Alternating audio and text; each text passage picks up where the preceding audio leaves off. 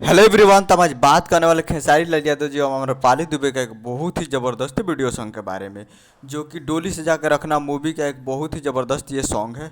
और ये आ चुका है फुल वीडियो सॉन्ग में। आज सुबह इसको रिलीज किया गया है और बहुत ही ज़बरदस्त वीडियो सॉन्ग है, जो कि इसे गाए हैं खेसारी लाल यादव जी और शिल्पी राज जी, और इसे लिखे हैं विजय चौहान जी, जो कि आपको स्क्रीन कवर दिखाई दे रहा है।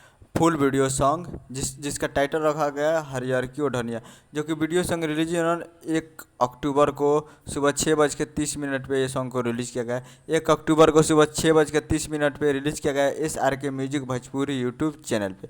और इसमें म्यूजिक है आर्या शर्मा जी का, और गाए हैं खेसारी लाल यादव, शिल्पी राज जी, और लिखे हैं विजय चौहान जी। तो आप लोग अभी तक नहीं सुने हैं तो जाकर SRK music Bhojpuri YouTube channel पर फुल वीडियो सॉन्ग जाकर आप सुन सकते हैं।